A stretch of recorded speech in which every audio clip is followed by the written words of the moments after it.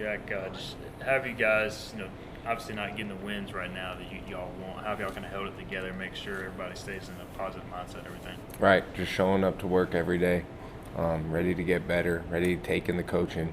I think we've really done a good job, honestly, of staying together.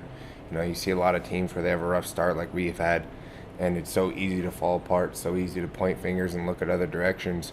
But we've stayed together as a team. We're going to keep showing up and keep getting better. Have you been on like high school, losing teams like this? I'm just kind of curious, like how different guys, react to some different things. Yeah, kind of selfishly speaking, I guess I haven't had too much experience being on teams like this, but we're going to show up every day and get back to work, and that's one thing I'm learning as a leader too, is that these past 5 games or so, this little stretch we've been on 6, hasn't gone our way, but you can't let that dictate the future. So like I said earlier, just showing up every day, getting to work, and having a positive attitude is what we're going to do. They always say teams that are player-led are kind of the best teams. In a situation like this, as a senior, do you talk to other seniors and kind of say, hey, we need to send positive messages, that sort of stuff, like to your teammates? Yeah. How do y'all address that? Definitely, like, you got to maintain encouragement around the facility, especially with these young guys that we're counting on to step up. Antoine, Siobhan, guys like that who are playing great. Got to keep encouraging them, keep just wanting them to do better. But as seniors, of course, we're pulling the thumb.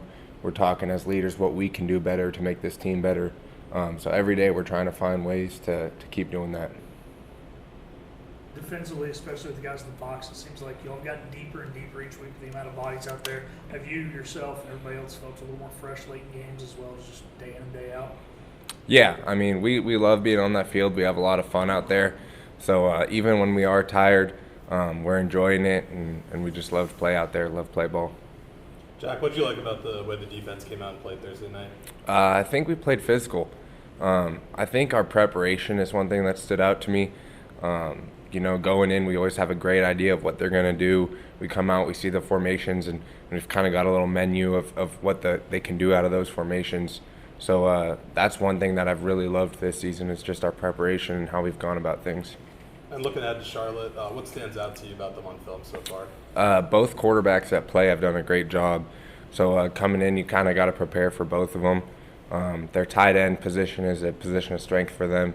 So looking forward to that matchup. Going back to preparation, does that kind of help build confidence for the defense? Yeah, most definitely. When you have good practices on Tuesday and Wednesday, and then you have a clean Thursday and Friday, you go into that game kind of knowing their game plan like the back of your hand. So the more preparation you do earlier in the week, it will set you up to play more confident on Saturdays.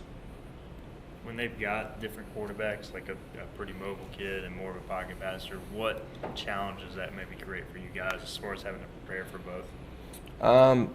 Honestly, that's kind of more of an issue for our coaches and how they want to set up practice that week.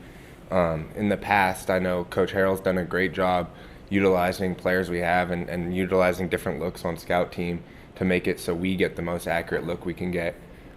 So kind of, I guess you could say, like, maybe the different kind of plays that we get during the week for scout team, that's kind of how we prepare for it. But like I said, our coaching staff does a great job of handling that. When you play against a quarterback that does like the scramble and run around, extend plays, like as a defensive player, is it frustrating, exciting, tiring? I mean, what's that like to just kind of chase that guy around?